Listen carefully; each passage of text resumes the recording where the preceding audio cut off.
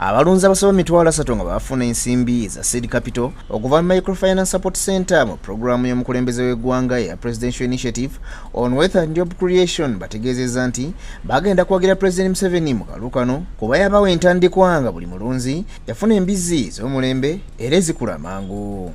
Nkoora mu Luganda bakuyita koora bonna abanakigezi n'abantu abalala ba districts ez'omukaaga bwe operating na Uganda yonna okutwalira awamu.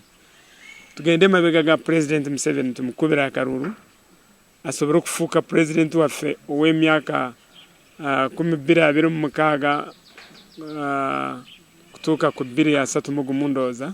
Bino babyogedde badde batulambuza faamu zaabwe ng'abamu ku bano baali basubuzi mu kibuga Kampala. Naye tusiima nnyo Microfinance Support Center yatuwa embizi nituzirunda nitufunamu sente ezitungula obulamu bwaffe. Embizi nafuna emu nezaala olunaku lwasoose omulundo gwasoose nezaala ebyana 8 oruddako nezaala 9.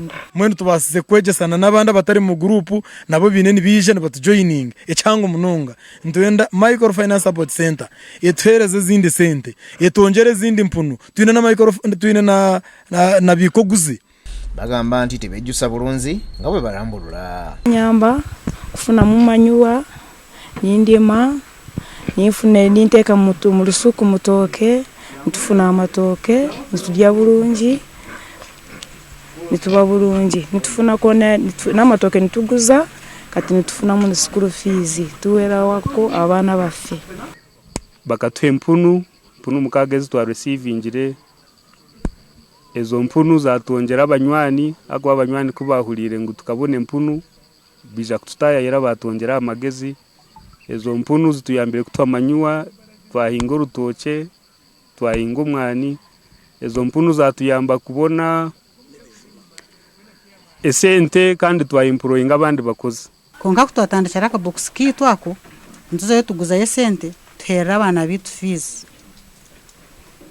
akabox ako hati kakura kurine tubasize kugaruka twabone sente mu kabox ako twaguma ntongeramu abo kubempunezo tuzararekere nahati zikiriyo nizara zuruhu. Sama Kankwasa ssentebe wa Rukungiri Cooperative Society era nga yakulira faamu ya gavumenti alambuludde ku nteekateeka eno gyagambye nti yambenya abalunzi nga basoba mu mitwalo 3 be bakazifuna. Nga bwe mbagambye tugenda mu mitwalo 2 nenga urwo totademu baana totademu ba family totademu baki so in real numbers tuli mitwalo nga 3 n'okusoba real beneficiaries. Amara Lydia wa Microfinance Support Center ategezeza nti gavumenti yakubongera ensimbi okwongera ogazi y'enfuna yaabwe. So tubasize kulebeka ngo abantu baruga mu bworo baraguze mpunu bahereza abana fees baguze mpunu base kubonesha okulya. Ate ssentebe w'ekibiina kya Kayo Government Task Force Abubakar Tumusime akunze abantu bonna mu ggwanga okwaniza President Museveni bw'anaaba atandise okunoonya obuwagizi mu Kampala n'okumulonda mu kalulu akajja. Okutimba ebipande bino bannayuganda balowooza nti mu Kampala genda Yoweri Kaguta Museveni talina mbuwagizi. Naye olwaleero tutongozza kampeyini yaffe nga bannakibiina kya NRM tutimba ebipande mu Kampala yenna. Bwe tuvudde olwo n'oluguudo luno olubadde luyitibwa Nakasero Road tusazeewo lukyusibwe lufuulibwe geno Yoweri Kaguta Museveni Road.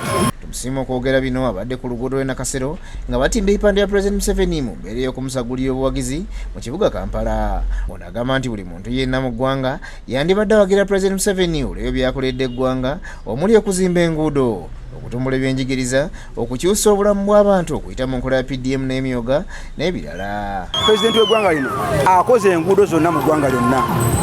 Ekyokubiri bannayuganda abakoledde enteekateeka n'abawa PDM bamala oba PDM n'abawa emyoga bamala oba emyoga sako z'abannayuganda bonna n'aziteekamu ssente. Ivan Bugira asabye abavubuka banne mu ggwanga okulonda abantu bonna besimbyewo nga bali ku kaadi ya NRM nga y'engeri yokka esobola okubayamba okufuna ebyo beetaaga okuva mu gavumenti. Obubaka bwempa abavubuka bannange kwe kujja ne beeyunga ku NRM olwakuba obuweereza gye buli naye ensobi abavubuka gye bakola kwe kutwala abakulembeze abalwanyisa gavumenti mu parliamenti.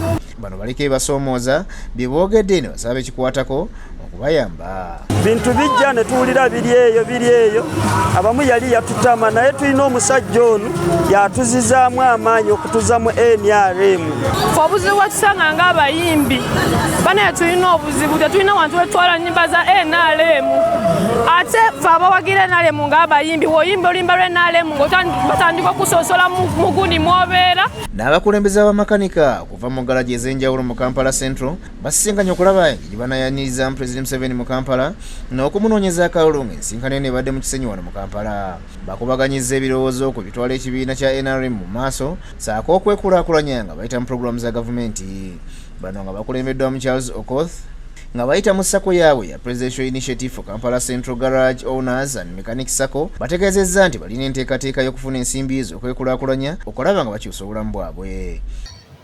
Bano ba chairpersons bava mu parishes yanjawulo nga Kisenyi 1 parish, Kagugube, Old Kampala, Mengo 1, Mengo 2, Kamocha, bona bade bali wano.